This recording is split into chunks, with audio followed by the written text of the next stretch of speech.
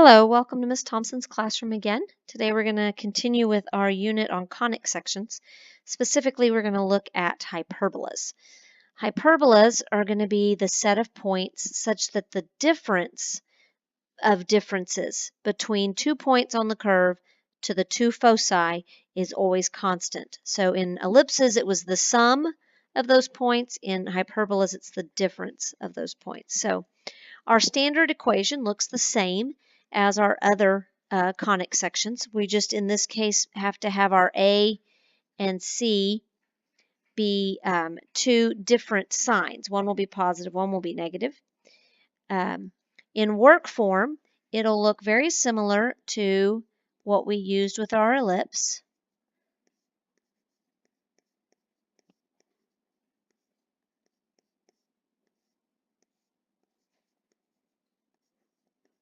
Okay, except for its subtraction. Now the subtraction is important because whichever variable is in the front determines the direction of the hyperbola. So this would be a horizontal one. If we did it with the y's in front,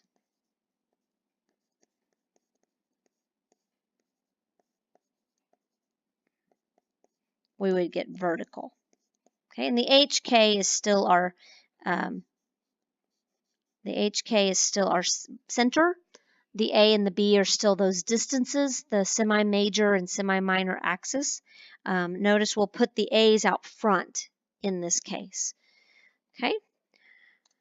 All right, so if it's a horizontal hyperbola, we start at the center and we'll go out our A value and up and down our B value. And instead of connecting those 4 dots to form our ellipse like this, we would make this box. The box then can connect through the corners, through the center, and we get our asymptotes. These are transverse asymptotes.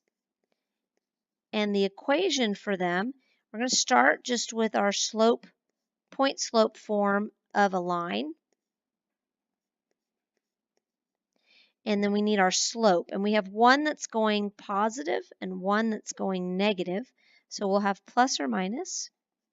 And then that slope is defined by these A and B values. We went up B and we went over A. So this will be B over A. Notice B is the number with the Y's, A is the number with the X's. Okay. The hyperbolas also have symmetry.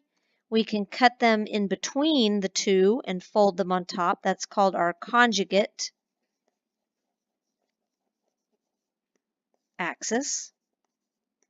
Okay, we can also cut them in half, and that's called our transverse axis. The same is going to hold true when they're vertical.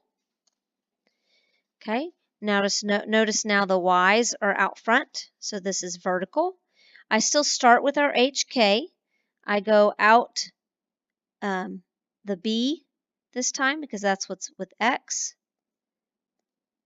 I go up and down A because that's what's with the Y's, and I make that box. Okay, then I can connect the corners and make my asymptotes. The asymptotes in this case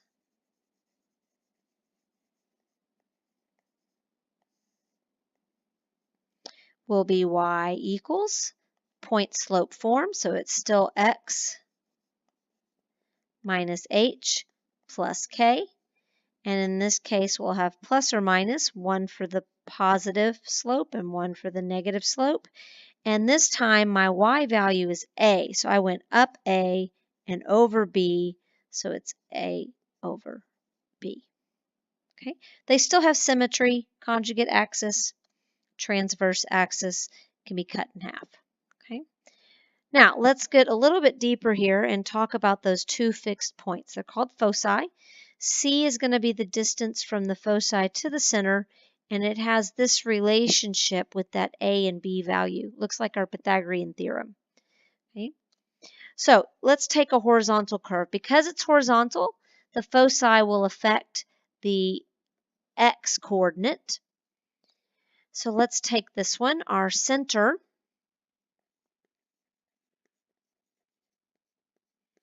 is at 2, -1. So I will start there. Okay. The A value is 4. So I'll go 1, 2, 3, 4, and 1, 2, 3, 4. And the B value is 2. So I go up 2 and down 2. And then I can make that box. Okay. Now I can connect the center with the corners.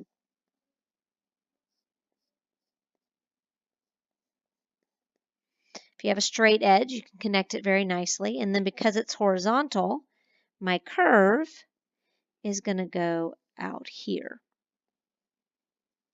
connecting through that vertice that I made. Okay, so I'm going to go out on both sides. Now my C value, C squared, is that 16 plus 4. So that means C is the square root of 20. That makes my foci equal to 2 plus or minus the square root of 20, comma, -1. So square root of 20 is 4 point something. So that'll be 1, 2, 3, 4, and a little bit. And 1, 2, 3, 4, and a little bit. So my foci are just to the outside, basically just to the outside of those curves. Now for vertical, the same system is going to apply. So we'll find our center, which will be at -1, 1. So that'll be here. I'm going to go, my x value here is going to be 6. 1, 2, 3, 4, 5, 6. 1, 2, 3, 4, 5, 6. My y is a 2, so up 2 and down 2. Make my box.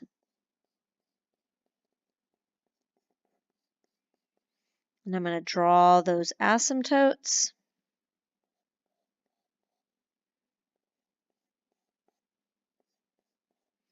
This one is vertical. So I'm going to start at this upper vertex, and draw my curve out, and from the bottom one as well. Okay. The C value, C squared, is 4 plus 36. So C is the square root of 40. So my foci are -1, 1 plus or minus the square root of 40. Okay. Now you can also use the equations of those asymptotes. Let's go through that real quick. Let's get rid of some of this writing real quick, get it out of the way. To find the asymptote for this first one, I'm going to have y equals plus or minus. The slope in this case was 2 over 4, because that's the square roots of those. And then I would do x minus 2 minus 1. For this vertical one, it'll be y equals plus or minus my a and b value here. I'm going to do 2 over 6 times x plus 1 plus 1. And that's how we would find our asymptotes. Okay, last thing is if we're given some information, can we find the curve, the equation? And so if I have the foci, the first thing I can do is determine whether I'm going to be vertical or horizontal. In this case, it's the x values that are different, so this is horizontal. The next thing I can do is find the center and then use this value of eccentricity to find my a and b values. So let's find the center. The center will be the midpoint. So the midpoint between these is 0, -4. C is the distance from the foci to the center. So from 0 here to -3, or from 0 to the +3, gives me a C value of 3. Okay. Now, this eccentricity is a number associated with every conic section that tells us how far away from being a circle it is. So for ellipses, that number is always less than 1. For a parabola, it equals 1. For a hyperbola, it's bigger than 1 because these are as far away from a circle as we can get. Now, the eccentricity is always found by C divided by A. So in this case, if the eccentricity is 1.5, we know that's equal to 3 over A. So A is 3 divided by 1.5, which is 2. Now we also know the relationship between C and A and B is that Pythagorean theorem.